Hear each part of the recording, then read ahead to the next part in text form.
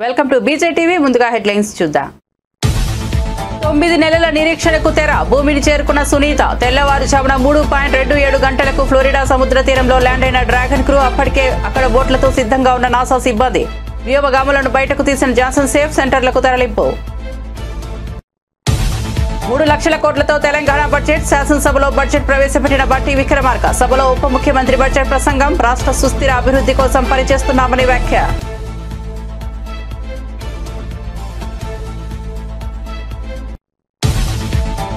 AP ప్రభుత్వం gates foundation మధ్య కీలక ఒప్పందం. చంద్రబాబును ప్రశంసించిన బిల్ గేట్స్. ఢిల్లీలో సీఎం చంద్రబాబు పర్యటన. ఒప్పందాలపై సంతకాలు చేసిన ఇరు వర్గాలు. ఏపీ అభివృద్ధిలో గేట్స్ ఫౌండేషన్ కీలక పాత్ర పోషిస్తుందన్న చంద్రబాబు.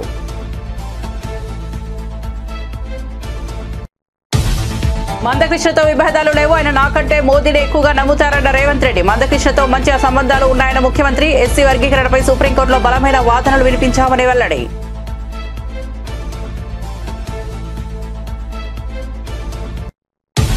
వైసీపీకి షాక్ల మీద షాక్లు. ఇప్పటికే ఆ పార్టీకి 4 ఎమ్మెల్సీలు రాజీనామా. తాజాగా ఎమ్మెల్సీ మర్రి రాజశేఖర్ రాజీనామా. 5కి పెరిగిన వైసీపీ. అసంతృప్తి ఎమ్మెల్సీల సంఖ్య. మర్రి రాజశేఖర్ రాజీనామా వెనక్కు తీసుకోవాలని కోరిన బొత్స.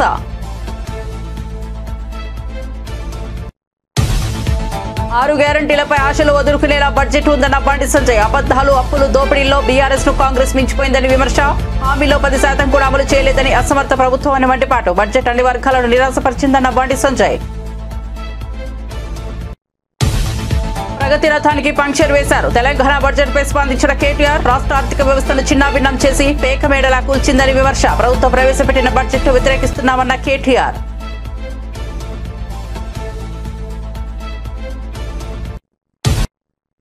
ఇక వార్త వివరాల్లోకి వెళ్తే 9 నెలల నిరీక్షణకు తెరపడింది. భారత సంతతి వ్యోమగామి సునీత విలియమ్స్ క్షేమంగా భూమిని చేరుకున్నారు. సునీత, బుచ్ విల్మోర్ మరో 2 వ్యోమగాములతో కలిసి అంతర్జాతీయ అంతరిక్షం కేంద్రం నుంచి బయలుదేరిన క్యూ డ్రాగన్ వ్యోమనౌక ఈ తెల్లవారుజామున 3:27 ఫ్లోరిడా సముద్ర తీరంలో ల్యాండ్ అయింది. గంటకు దాదాపు 27,000 కిలోమీటర్ల వేగంతో భూమి వైపు దూసుకొచ్చిన డ్రాగన్ క్రూ క్యాప్సూల్ క్రమంగా వేగం తగ్గించుకుంటూ వచ్చింది. గంటకు 186 కిలోమీటర్ల వేగానికి చేరుకున్నాక దాన్ని 4 పారాచూట్లు తెరుచుకున్నాయి. ఆ తర్వాత వేగాన్ని మరింత తగ్గించుకుని సముద్ర జలాల్లో ల్యాండ్ అయింది. అప్పటికే అక్కడ బోట్లతో సిద్ధంగా ఉన్న నాసా సిబ్బంది క్యాప్సూల్ను ఓ బోటుపైకి ఎక్కించి ఒడ్డుకు చేర్చారు. అనంతరం లోపలున్న వ్యోమగాములను బయటకు తీసి హ్యూస్టన్లోని జాన్సన్ స్పేస్ సెంటర్కు తరలించారు. అక్కడ వారికి వైద్య పరీక్షలు నిర్వహిస్తారు.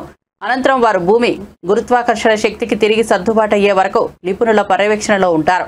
కాగా క్యూ డ్రాగన్ వ్యోమనౌక ఐఎస్ఎస్లతో విడిపోవడం దగ్గర నుంచి వ్యోమగాములు భూమికి చేరడం వరకు ఈ మొత్తం కార్యక్రమాన్ని నాసా ప్రత్యక్ష ప్రసారం చేసింది.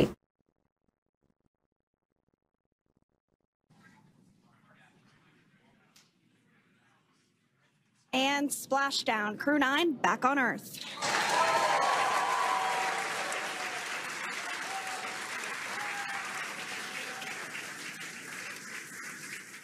Here at 2:57 p.m. Now, generally speaking, and there we do see Crew 9, some happy waves, smiles all around back on Earth.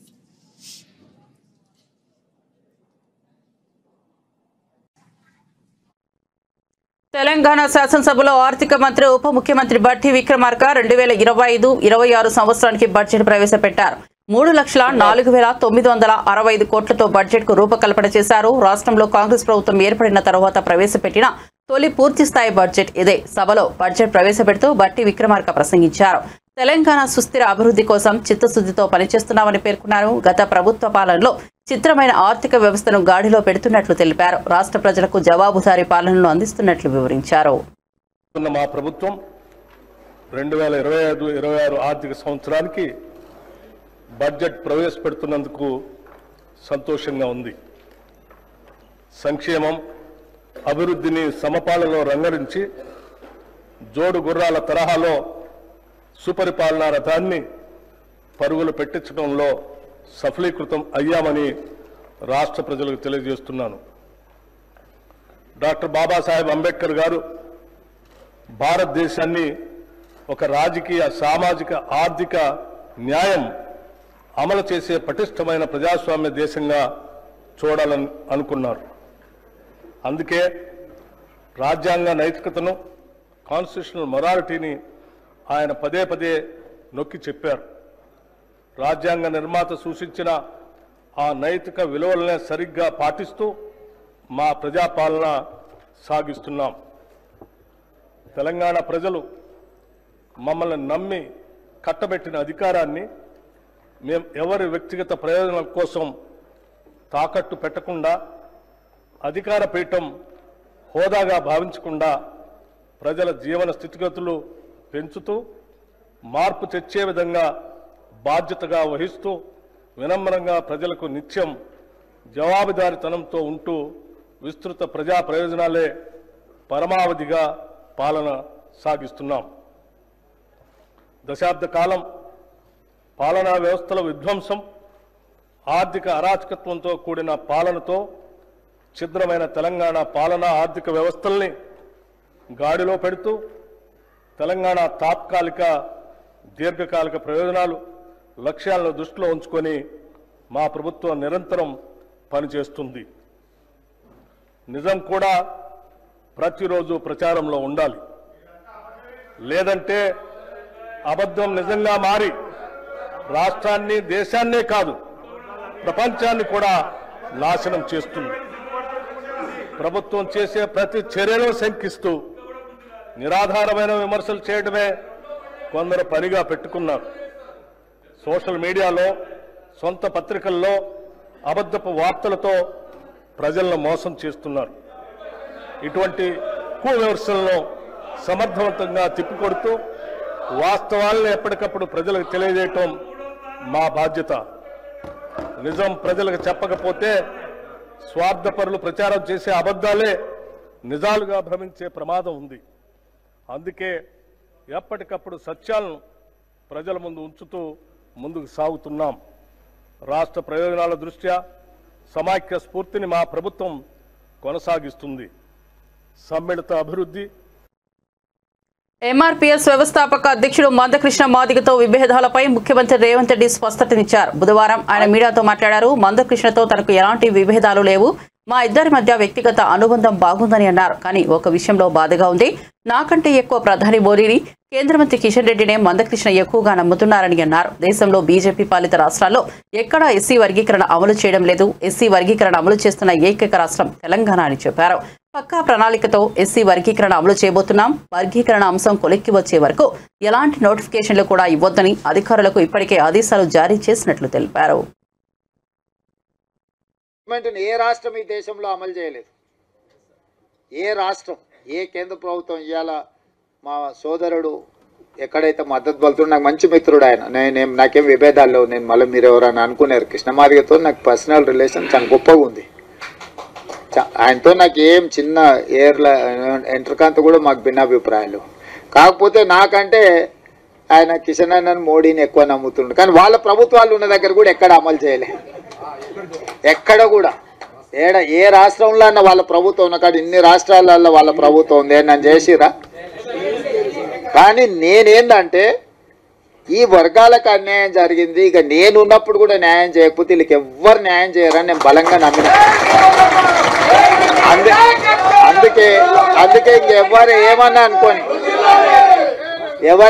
అనుకొని ఎవరు ఏమన్నా తిట్టుకొని ఈ జాతికి న్యాయం చేయాలనుకున్న పట్టుదలతోని దాన్ని పక్కడ్బందీగా అన్ని రకాలుగా చేసుకుంటూ వచ్చి నేను అసెంబ్లీలో బిల్లు వేసి, అంతకంటే ముందు ప్రొఫెసర్ కాసిము వాళ్ళు వచ్చి నాతో అడిగాను. అంటే నేను చెప్పిన, మీకు బిల్లు కావాలన్నా ఆడాబిడి కావాలన్నా అని. మాకు బిల్లు కావాలి సార్ అన్న.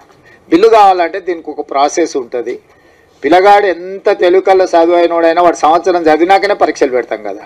దీని కూడా ఈ ప్రాసెస్ కూడా ఒక పద్ధతి ఉంటుంది. అసెంబ్లీ కానీ, లేకపోతే క్యాబినెట్ కానీ, కమిషన్ కానీ, రిపోర్ట్ కానీ, దాన్ని చట్టం రూపొందించాలి. చట్టంలో లొసుగులు ఉండొద్దు. మళ్ళీ దాన్ని చట్టం చేసినాక మళ్ళీ దాన్ని ఎవరో గారు దాంట్లో ఏదో ఒకటి ఎతికి కోడిగుడ్డు మీద ఈకలు వీకినట్టు ఏదైనా చేస్తే అది మళ్ళీ మొదటికి వస్తే ఇంక మళ్ళీ ఎప్పటికీ ఇది అపరిష్కృతమైన శాశ్వత సమస్య ఉంటుందని చెప్పి దాన్ని పక్కడ్బందీ చేసి దాన్ని మొత్తం దామన్నను ముందలు పెట్టి వెనకంగా మేము అందరం ఉండి మిగతా వాళ్ళందరినీ సమన్వయం చేసుకుంటూ నేను సభలో కూడా అందరినీ కూడగట్టి ఎవరు కూడా దీన్ని వ్యతిరేకించే సాహసం చేయలేదు. ఎవరిని కూడా వ్యతిరేకించనీయకుండా వ్యవహారం నడిపినాం.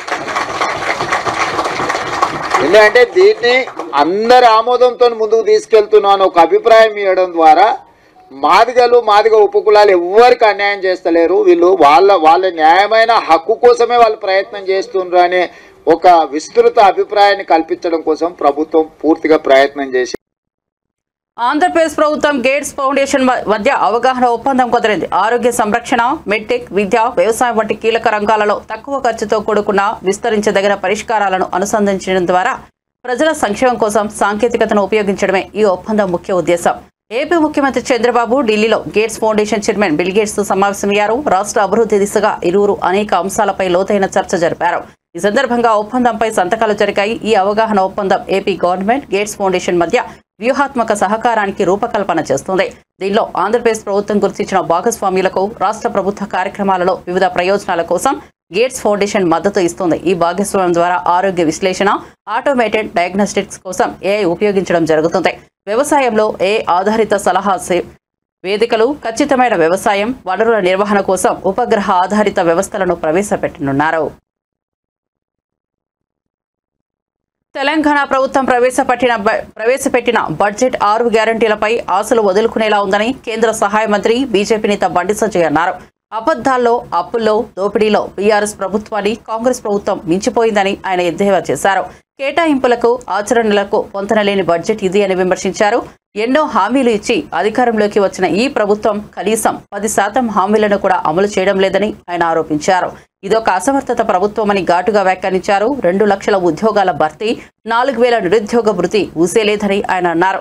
విద్య, వైద్య రంగాలకు కేటాయింపులు దారుణంగా ఉన్నాయని విమర్శించారు. ఈ బడ్జెట్ అన్ని వర్గాలను నిరాశపరిచిందని బండి సంజయ్ పెదవి విరిచారు. తెలంగాణ రాష్ట్ర ప్రభుత్వం ప్రవేశపెట్టిన బడ్జెట్ పై బీఆర్ఎస్ వర్కింగ్ ప్రెసిడెంట్ కేటీఆర్ స్పందించారు. రాష్ట్ర ప్రభుత్వం ప్రవేశపెట్టిన బడ్జెట్ తెలంగాణ ఆర్థిక వ్యవస్థను చిన్నాభిన్నం చేసి పేకమేడలా కూల్చేస్తోందని విమర్శించారు. ఈ బడ్జెట్ ద్వారా 10 ఏళ్ల ప్రగతి చక్రానికి పంక్చర్ చేశారని విమర్శించారు. రాష్ట్ర ప్రభుత్వం ప్రవేశపెట్టిన బడ్జెట్ ను వ్యతిరేకిస్తున్నట్లు ఆయన స్పష్టం చేశారు. అసెంబ్లీ మీడియా పాయింట్ వద్ద మాట్లాడుతూ ఈ బడ్జెట్ పేదల కష్టాలను తీర్చే విధంగా లేదని అన్నారు. ఢిల్లీకి మూటలు పంపించడానికి ఉపయోగపడేలా బడ్జెట్ ఉందని ఆరోపించారు. ఎన్నికలకు ముందు ఇచ్చిన 420 హామీలను బడ్జెట్లో ఎక్కడా ప్రస్తావించలేదని ఆయన పేర్కొన్నారు. ఏ ప్రభుత్వానికైనా 5 సంవత్సరాల పదవీ కాలం ఉంటుంది. 5 బడ్జెట్లు ప్రవేశపెట్టే అవకాశం ఉంటుంది. కాకపోతే ఆఖరి బడ్జెట్ ఎన్నికల సంవత్సరం బడ్జెట్ కాబట్టి పూర్తిగా అమలు కాదు. మరి ఈ ప్రభుత్వం 2 బడ్జెట్లు అయిపోయినాయి అంటే దాదాపు 40-50% వీళ్ళ ఎజెండా నెరవేర్చడానికి కావాల్సిన ఆర్థిక సంపత్తి ఏదైతే ఉంటుందో ఈ బడ్జెట్ ద్వారా వారు చెప్పేది మరి పూర్తి చేసేది ఉండే.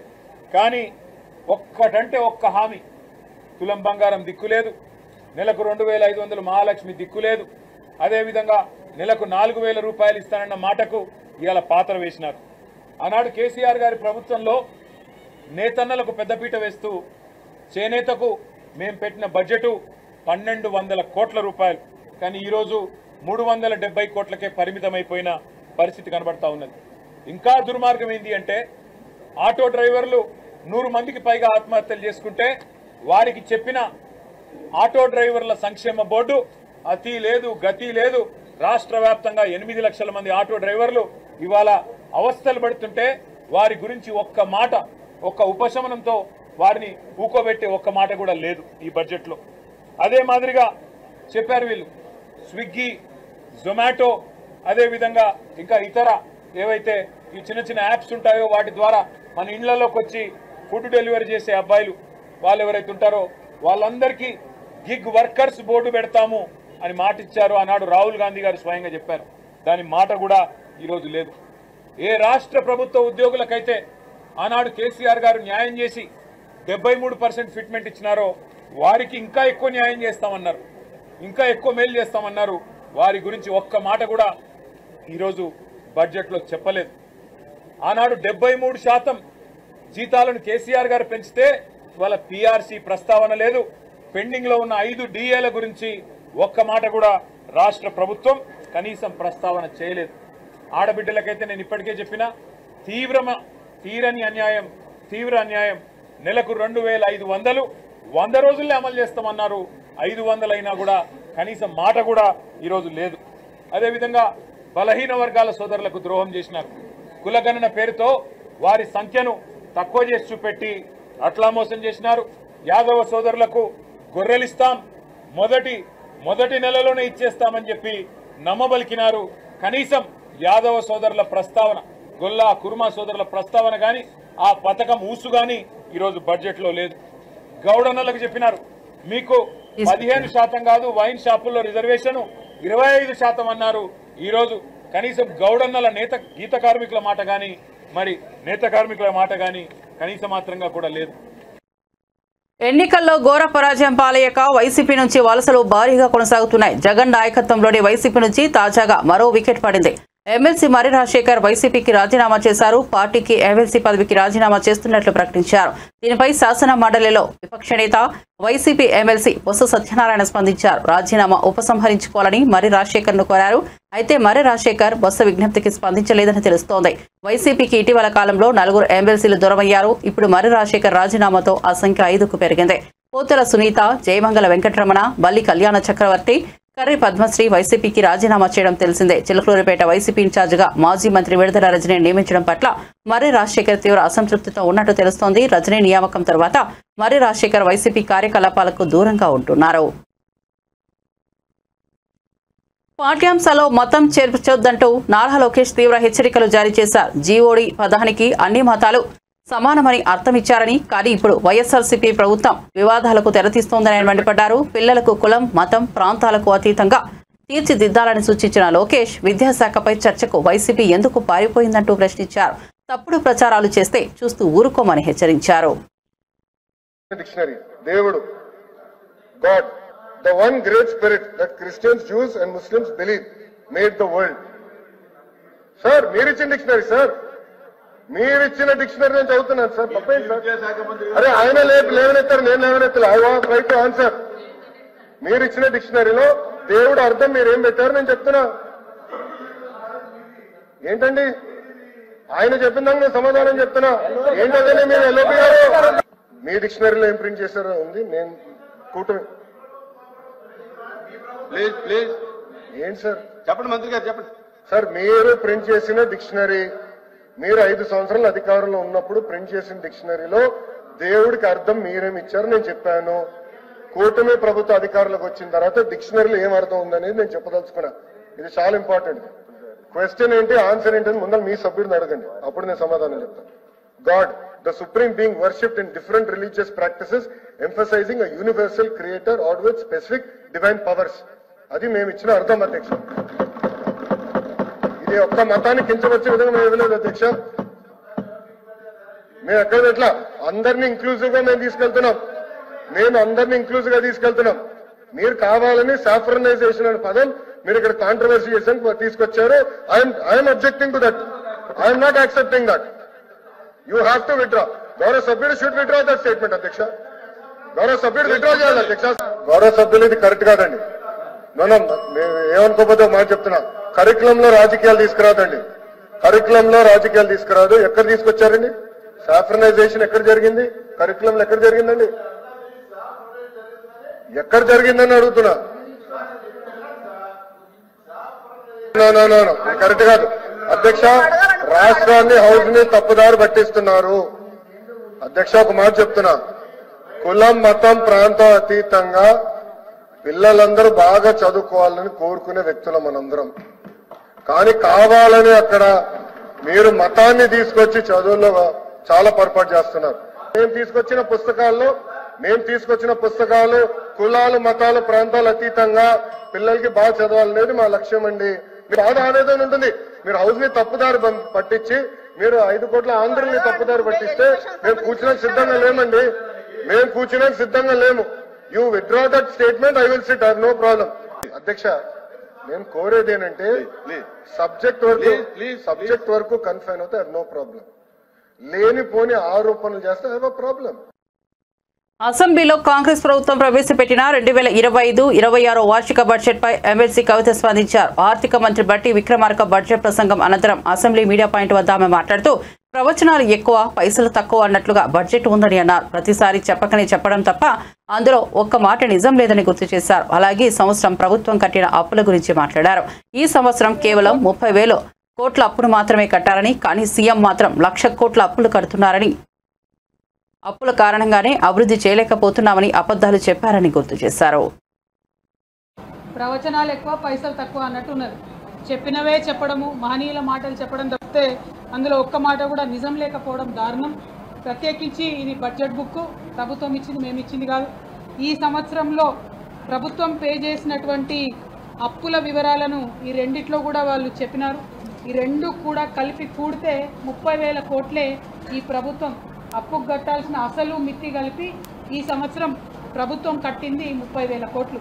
కానీ ముఖ్యమంత్రి గారు సభలో నిలబడి మొత్తం 1,40,000 కోట్లు అప్పులకే కట్టినాం, ఇంకా అభివృద్ధి చేయడానికి ఏమాత్రం కూడా మా దగ్గర లేదని చెప్పింది. మరి వాళ్ళ బడ్జెట్ బుక్లనే ఈ సంవత్సరం కట్టింది 30,000 అని చెప్పింది. సో ఇది ఒక అబద్ధం అన్నటువంటిది స్పష్టంగా తెలిసిపోయింది. ఇంకొక అంశం ఇదే బుక్లో ఇంకొక అంశం ఒక మాట పదే పదే చెప్పింది ఏంటంటే కేసీఆర్ గారు బాగా అప్పులు చేసిండ్రు, రాష్ట్రాన్ని అప్పుల పాలు చేసిందని చెప్పింది. అవి అబద్ధం అని చెప్పి మేము పదే పదే నిరూపిస్తున్నాం. మళ్ళీ ఈరోజు ఇచ్చినటువంటి ఈ పుస్తకం ఇందులో వాళ్ళే నిరూపించుకుంటూ తెలంగాణ రాష్ట్రం ఏర్పడ్డప్పటి నుంచి ఈ రోజు వరకు జరిగినటువంటి అప్పు 4,37,000 కోట్లని మరి ప్రభుత్వమే ఇచ్చింది. కానీ కేసీఆర్ గారిని పట్టుకొని 7.5 లక్షల కోట్లు అప్పు చేసిరు, మీరు ఇన్ని లక్షల కోట్లు అప్పు చేసిరు అని చెప్పి పదే పదే చెప్తుంటారు. ఇక ఈ 4 లక్షల గమ్మత్ ఏంటంటే ఈ 4,37,000 కోట్ల డబ్బులో ఈ ముఖ్యమంత్రి గారు చేసినటువంటి 1,58,000 కోట్లు ఆయన ఫ్లోర్ ఆఫ్ ది హౌస్లో ఒప్పుకున్నటువంటి అమౌంట్ కూడా ఇందులో యాడ్ అయి ఉన్నది. అంటే కేసీఆర్ గారు చేసినటువంటి అప్పు మీద వాళ్ళు తప్పుడు ప్రచారం చేసిందన్న విషయాన్ని ప్రభుత్వము మరి ఈ రెండు పుస్తకాలలో కూడా ఈ బడ్జెట్లో రాసి ఇవ్వడం అన్నటువంటిది వాళ్ళ అసత్యాలను ఎండగట్టేటట్టుగా ఉన్నది. ఈ విషయం ప్రజలు గమనించాల్సిందిగా కోరుతా ఉన్నాం.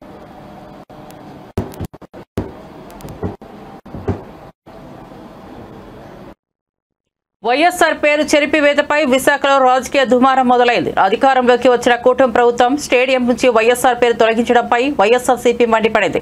తెలుగు ప్రజల గుండెల్లో ఉన్న వైఎస్ఆర్ జ్ఞాపకాలను చెరపడం వీరి వల్ల కాదు అంటూ గుడివాడ అమర్నాథ్ ఆగ్రహం వ్యక్తం చేశారు. ఈ చర్యల్ని వ్యతిరేకిస్తూ స్టేడియం వద్ద భారీ నిరసనకు పిలుపునిచ్చారు. రావడమే నాగార్జున యూనివర్సిటీలో ఉన్నటువంటి రాజశేఖర రెడ్డి గారి విగ్రహాన్ని నేలమట్టం చేసినటువంటి సందర్భాలు చూసాం. బాపట్లలో రాజశేఖర రెడ్డి గారి విగ్రహానికి నిప్పు పెట్టినటువంటి పరిస్థితులు చూసాం.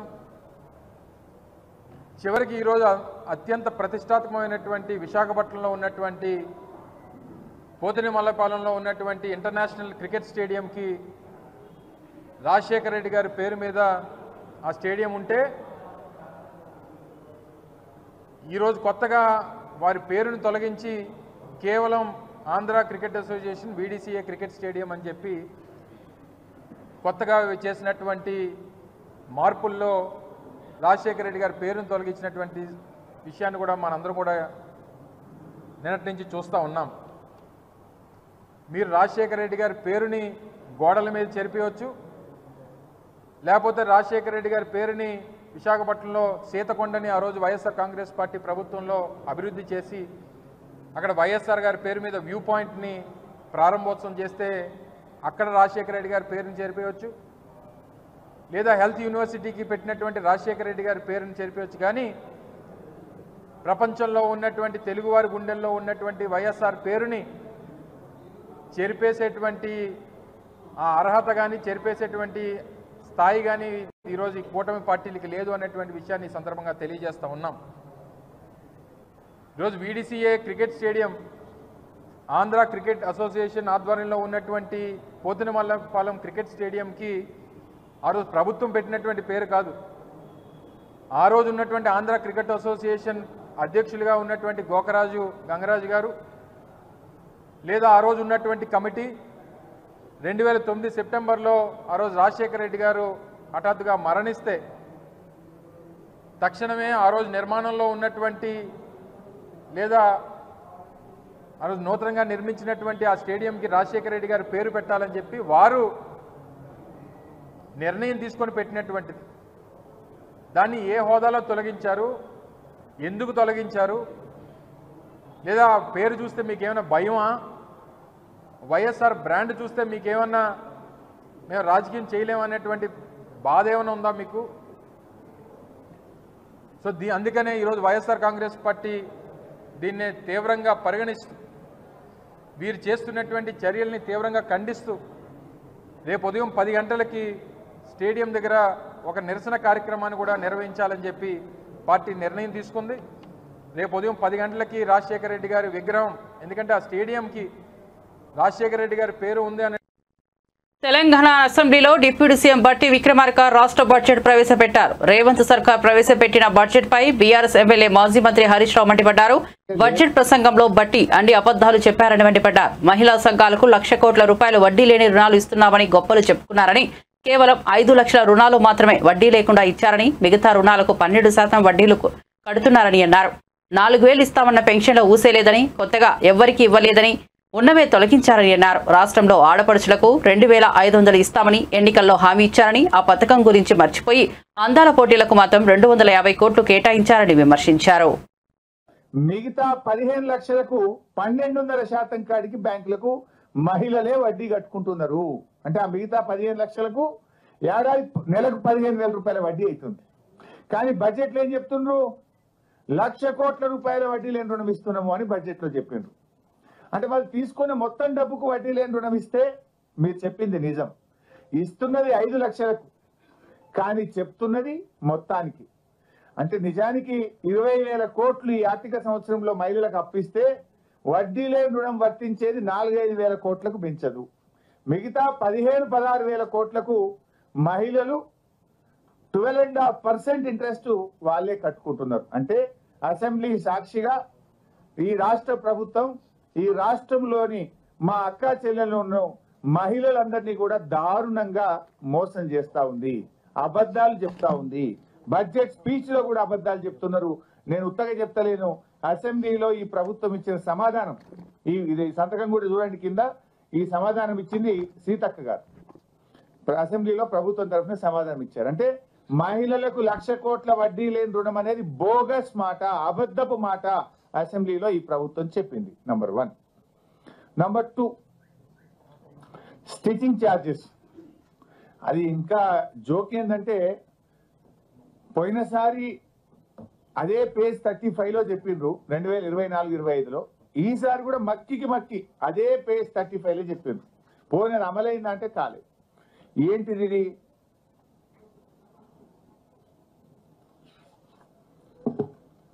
పేజ్ 35లో మీరు చూస్తే స్కూల్ యూనిఫామ్ల కుట్టి ఛార్జీలను జతకు 50 రూపాయల నుంచి 75 రూపాయలకు పెంచడం జరిగింది అని ఇంకా చాలా ఎక్కువ చెప్పింది. దానికి టైం లేదు. ఈసారి కూడా మీరు చూస్తే ఇది ఈ సంవత్సరం బడ్జెట్ బుక్. బులెటిన్ ముగించే ముందు హెడ్లైన్స్ మరోసారి చూద్దాం. 9 నెలల నిరీక్షణకు తెరగా భూమిని చేరుకున్న సునీత. తెల్లవారుజామున 3.27 గంటలకు ఫ్లోరిడా సముద్ర తీరంలో ల్యాండ్ అయిన డ్రాగన్ క్రూ. అప్పటికే అక్కడ బోట్లతో సిద్ధంగా ఉన్న నాసా సిబ్బంది.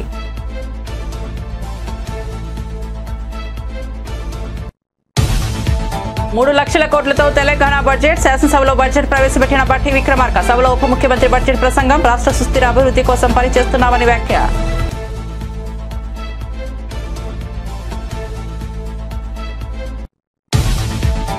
ఏపీ ప్రభుత్వం గేట్స్ ఫౌండేషన్ మధ్య కీలక ఒప్పందం. చంద్రబాబును ప్రశంసించిన బిల్ గేట్స్. ఢిల్లీలో సీఎం చంద్రబాబు పర్యటన. ఒప్పందంపై సంతకాలు చేసిన ఇరు వర్గాలు. ఏపీలో అభివృద్ధి గేట్స్ ఫౌండేషన్ కీలక పాత్ర పోషిస్తుందన్న చంద్రబాబు.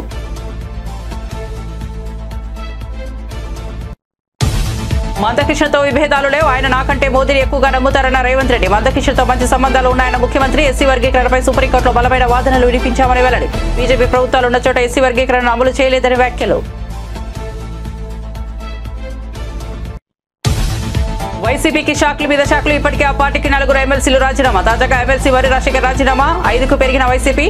అసంతృప్తి ఎమ్మెల్సీల సంఖ్య. మర్రి రాజశేఖర్ రాజీనామా వెనక్కు తీసుకోవాలని కోరిన బొత్స.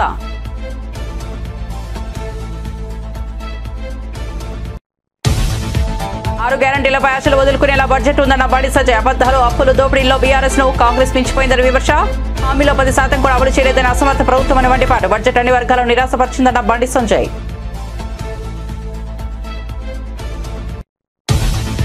ప్రగతి రథానికి పంక్చర్ వేశారు. తెలంగాణ బడ్జెట్ పై స్పందించిన కేటీఆర్. రాష్ట్ర ఆర్థిక వ్యవస్థను చిన్నాభిన్నం చేసి పేకమెడలా కూల్చేసిందని విమర్శ. ప్రభుత్వం ప్రవేశపెట్టిన బడ్జెట్ ను వ్యతిరేకిస్తున్నామన్న కేటీఆర్. ఢిల్లీకి మూటలు పంపించడానికి ఉపయోగపడేలా ఉందని చురక.